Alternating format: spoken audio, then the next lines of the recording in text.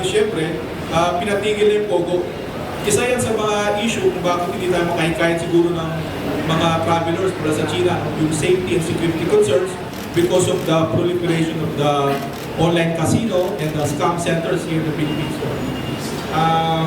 So yung pag-close ng Pogo at yung pag-resume ng direct flights natin sa mainland, malaki ang may tutulong nito para i-improve ang ating turismo. Pero again, itong espionage cases na to, we have to handle well para hindi maapektuhan yung flow ng turismo. Because again, yung sensational handling of these cases is bad advertising. I think we should exchange notes with our neighbors on how to separate the shaft from the grain. But again, all this may run the risk of engendering closer encounters between ships and aircraft of PLA, China, and that of the US. And if there is a miscalculation or accident, the likelihood that conflict will erupt in Luzon Strait or in the South China Sea. We know that Pangasinan has a lot of Chinese mestizo. Yung mga Sison, Luzon, Quezon, Samson, Quezon, Tuason, these are all descendants of Limahong. No? And Limahong was here during the 17th century, 16 something. No? So when Magellan supposedly discovered the Philippines, nandito na ang mga Chino. No? Kaya kagaya sinabi ni Professor Manlawi at nakita natin, ang history natin is more than 1,000 years being recorded, no? Recorded. So it might be more than 2,000 years, no? But recorded history is more than 1,000. At alam mo, nung panahon ng Kastila, kagaya sinabi ni, I have to go back to Professor Mabutmani, no? You know Professor Mabutmani of Singaporean Foreign Minister and dating Security Council President. They distribute all the goods to all Europe's. Kaya sila ang negosyante at that time. But they need the products. So the products come from China, India, Southeast Asia. And then, yung galleon, our galleon boats, no? Yung mga ships, when they come back from Mexico, from Acapulco, ano bang dala nila? Alam na ninyo kung anong dala nila. Walang produkto ang New World eh. Saka walang produkto ang Europe. So ang ginawa nila, kailangan, kasi pag walang bigat, mabubuwal yung yung barko. So ang ginawa nila, nagkarga sila mga bato. Kaya yung mga bato natin nakikita natin sa mga simbahan, karamihan galing ng Mexico. Ganyan ang storya. No? That's why, through Acapulco, kasi yun ang pinakamalapit na papuntang sa kabilang side ng Atlantic Ocean. Be kind to your neighbors, not to your relatives. Kasi your relatives mo, minsan, they immigrate to other country or other places. At hindi kayo makatabi. Pero kung neighbor mo, makatabi. Sa national security, at dito sila ngayon, primarily na-discuss yung tinatawag na sensationalizing some disputes between the Philippines and China. Ako, I don't consider that as a dispute.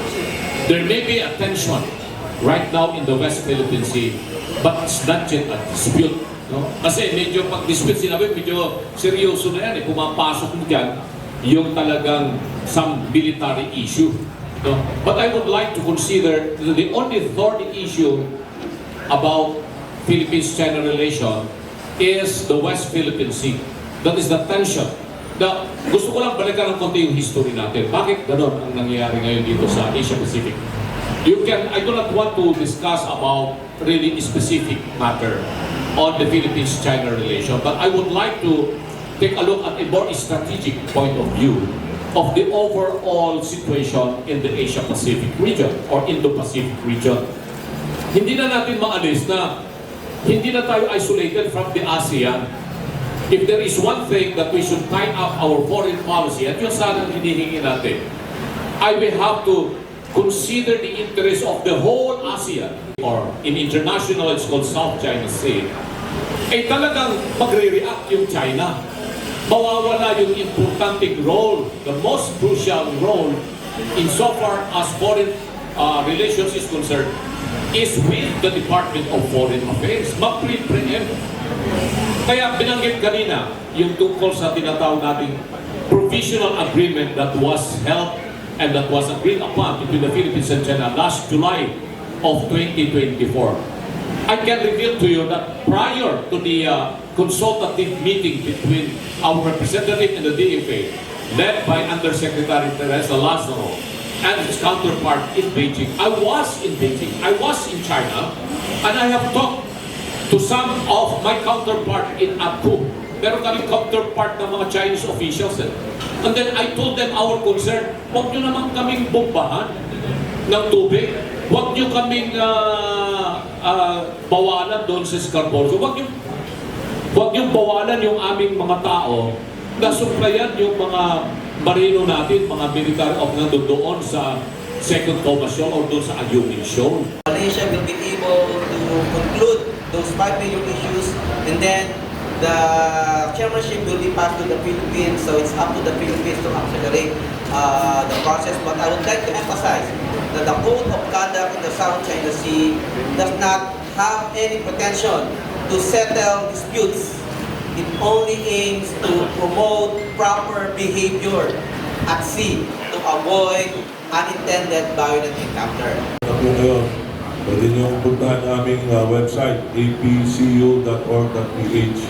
Nandun yun for 3 categories, Hall of Famer, Outstanding, and Major awardees. Minsan, nabubuksan yung isa, yung posthumous namin is tawag doon is Sultan Padugang Mahala Award. Depende yun kung merong qualified. And ito, it goes through tatlong screening. Yung mga judges, hindi ko pwedeng i-name kasi baka yung mga nominees na gustong manalo, baka guluhin yung mga judges. So, sikreto yun. Tapos meron kaming researcher, so talagang toro yung pag-check ng background ng mga nominees. Din Tao sa Hokkien, sa Mandarin, Mian Pao. Mian Pao. Tatlo na yung China, di ba? Ano? Tatlo dialect, Cantonese. Hindi, hundreds. Marami. Tinapay sa mainit na kape. So, walang imposible as long as we keep talking. Sabi nga ni Chairman Raul Lambino, President Noy Benedicto, Professor Romel Banlawi, Professor Lucio Pinto III, and George Chang. As long as we keep talking, as long as there is diplomacy, walang imposible.